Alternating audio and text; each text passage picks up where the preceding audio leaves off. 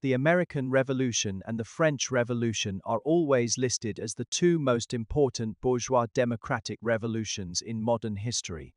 However, the process of the French Revolution was bloody and full of twists and turns. It took 169 years of continuous turmoil to establish a stable republic. In contrast, the American Revolution did not see extreme bloodshed or repeated oscillations. A stable constitutional system was quickly established and has been in use since 1787. So how did America achieve all this today? We are going to talk about this. The most successful revolution in modern human history. Practicing a revolution is actually not difficult. What is hard is making people realize the problems of society. When everyone realizes the problems of society and understands that the current order should be overturned, then the revolution will naturally come about. Indeed, throughout human history, you'll find that every major social transformation starts with a cognitive revolution. All bourgeois revolutions in the West are built upon a cognitive revolution, which is the European Enlightenment movement of the 17th to 18th centuries. During this era, many thinkers emerged like mushrooms after rain, and numerous works inspiring people's thoughts were published one after another. For example, John Locke, an English thinker from the 17th century, sharply criticized the divine right theory that had ruled Europe for over 1,000 years in his treatise on monarchy. He argued that rights such as life, freedom, and property are inherent to every individual and not granted by the government. Humans form agreements with each other to protect their status and strengthen their rights, thus establishing governments. In other words, governments should serve humans rather than being created by gods to rule them. Therefore, if a government infringes upon people's rights, they have the right to dissolve or overthrow it and establish a new one in its place.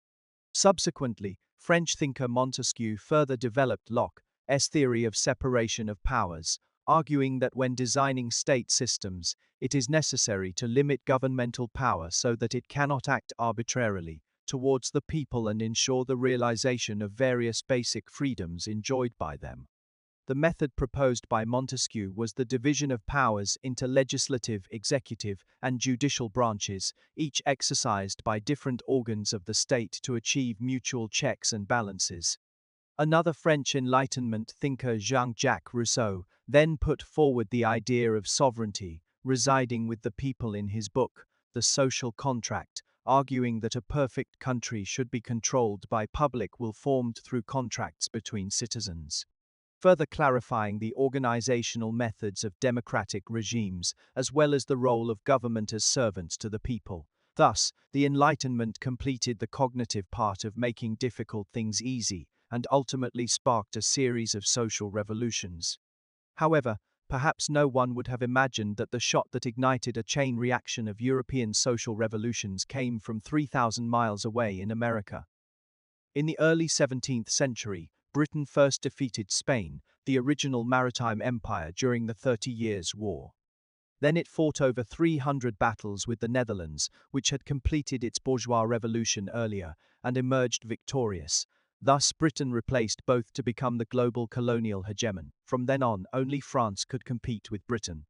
North American friends may know that there are still small areas in today's North America where French is spoken, because during the era of overseas expansion, North America was once a French colony.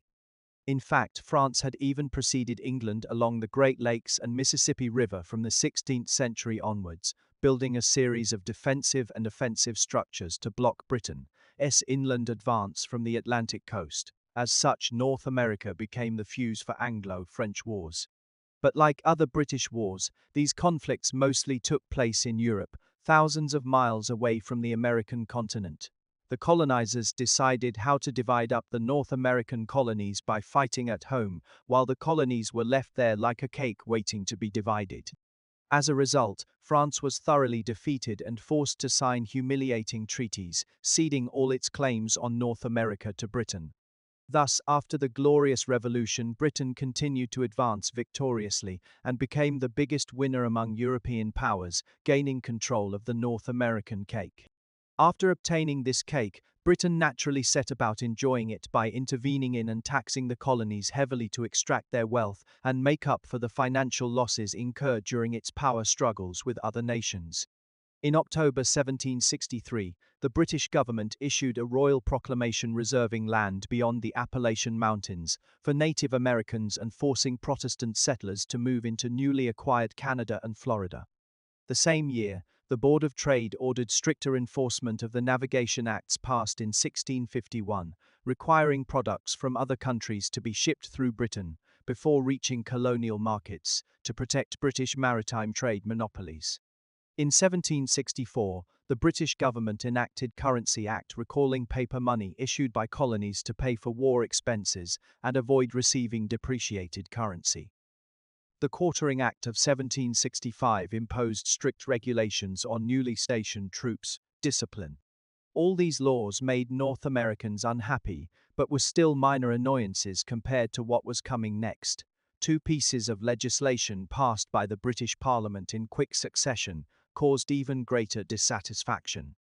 In 1764, Britain enacted the Sugar Act imposing taxes not only on imported sugar, coffee, and wine into American colonies, but also doubling tariffs on other European goods transported through Britain to colonies.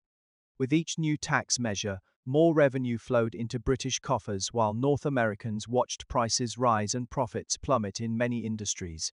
In 1765, Britain passed the Stamp Act imposing taxes on printed materials.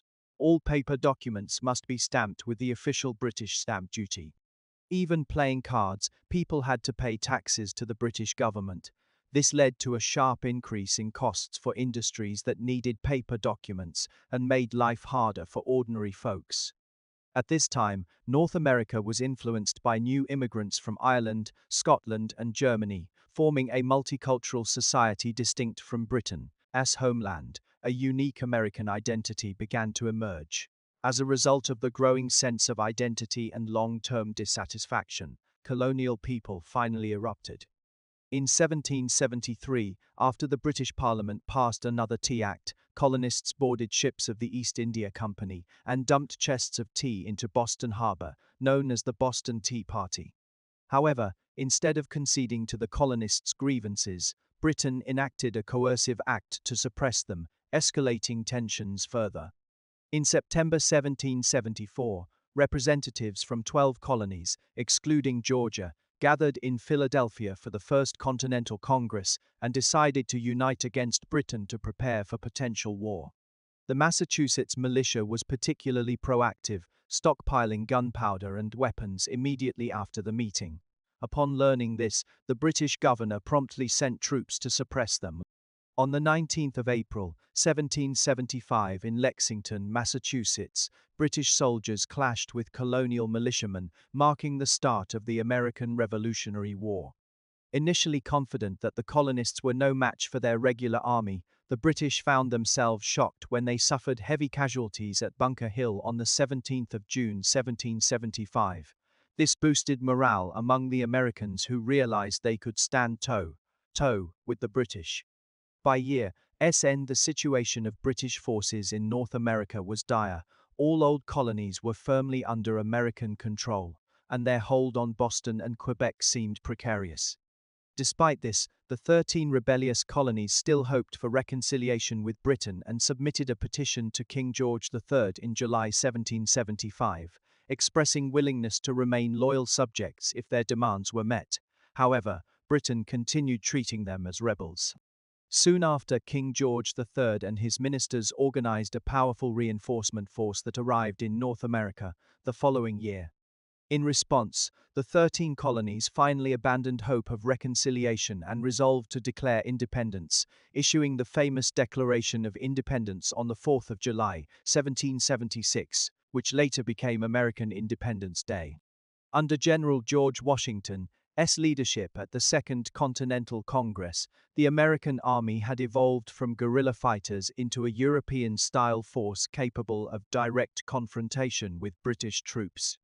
Yet compared to Britain's official navy and marines, they were still inexperienced and suffered initial defeats. On the 27th of August, 1776, under General William Howe, Command British forces caught Washington's army off guard in Brooklyn Heights, causing chaos among the unprepared Americans who retreated through bayous and swamps, resulting in many captured soldiers. Forced to retreat to Manhattan, Washington was soon pursued by advancing British troops, who seized control of American defenses at Chatterton Hill on the 28th of October. On the 16th of November, after demanding surrender, British forces launched a full-scale attack from the south, west, and east, causing the American line to collapse almost immediately with another 3,000 soldiers captured. With their numbers reduced to less than 5,000 due to continuous defeats, morale was low. Washington decided on a desperate gamble, leading about 2,400 troops across Delaware River from Pennsylvania, Bucks County on Christmas night, 1776 for a surprise attack against 1,500 Hessian mercenaries in Trenton. The weather that night was extremely harsh with the river frozen over, catching the Hessians off guard as Washington led his men through broken ice to launch an early morning assault. This iconic scene is depicted in Emanuel Lotze's painting Washington Crossing the Delaware, where backlighting and silhouette techniques create a heroic monument-like image of Washington and the American flag on the boat. Following this victory, Washington repeated his tactics at Princeton, boosting morale once more and averting total collapse. In 1777, due to Washington's unexpected turnarounds, Britain's quick win strategy failed. To avoid prolonged conflict, they shifted focus to southern colonies. Under General John Burgoyne's command, British forces moved south from Canada, aiming to meet up with New York troops but faced long supply lines, colonial militia guerrilla tactics, and American joint operations, leading to a disastrous defeat for Burgoyne, who was forced to surrender, resulting in significant losses for the British in North America. After France's defeat in the 7 Years' War against Britain, they've been looking for a way to get back at them. As the saying goes, an enemy of my enemy is my friend. So when Burgoyne surrendered in December 1777, France quickly recognized the United States as a nation and signed a treaty with America in February 1778, officially entering the war against Britain. Soon after, Spain and Holland, who had previously lost to Britain, also joined the fray in 1779 and 1780 respectively. Although they didn't directly participate in the North American conflict like France did, they provided indirect support for America behind the scenes. Thus, what started as a rebellion of British colonies became an international issue. Seeing this, Britain tried to make friends too, but Catherine the Great and Frederick the Great both politely declined. So Britain was left alone facing a larger conflict on multiple fronts around the world. The outcome wasn't hard to predict. From 1778 to early 1781, while it seemed like America and Britain were evenly matched, the involvement of Spain and Holland put more pressure on British forces than American ones, with France's navy joining in. The Americans gained a significant advantage at sea and received continuous supplies of gunpowder, weapons, and ammunition. Though the British captured Charleston in 1780, causing a near collapse of American control over the South, overall the war was tilting more towards America. By late 1780, British forces were mostly on defense in North America. In 1781, things came to a head when General Cornwallis led his troops to Yorktown seeking naval support, but found themselves surrounded by 16,000 American and French soldiers. From September to October, the British at Yorktown endured intense bombardment from the Allies until they surrendered on the 19th of October. Though this wasn't Britain's total defeat in North America, it changed public opinion back home dramatically. Most MPs believed Britain couldn't regain control there anymore, leading to calls for ending the war and stopping resource allocation.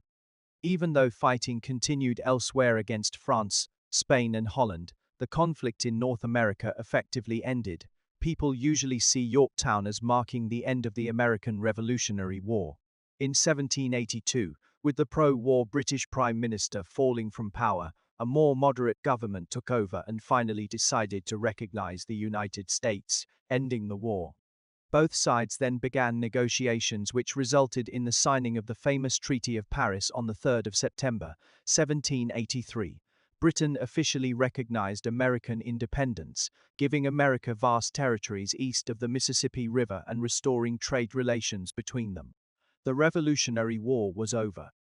In 1787, America adopted its renowned Constitution, becoming the world's first comprehensive written constitution for a bourgeois society. History has shown that when power is too centralized, people suffer.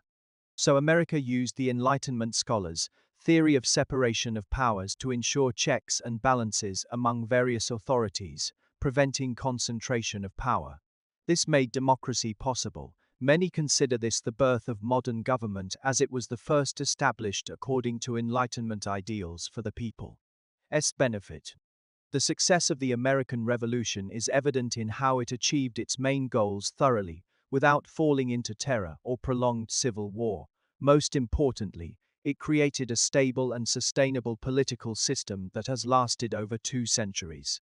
Of course, while we often compare America favorably against France during this period, we shouldn't forget France's crucial role in the American Revolution.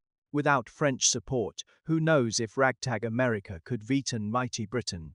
So even though Louis XVI was vilified as a feudal relic during the French Revolution, he can be considered half an American founding father. In summary, the American Revolution wasn't just about independence, but also a political ideology revolution. Through the process of establishing their own country, the people of the 13 colonies turned Enlightenment ideas into practical governance systems and political realities, lighting the path for global political modernization. No matter how you look at it, from any perspective, America is undoubtedly one of the greatest nations in human history, a beacon to all.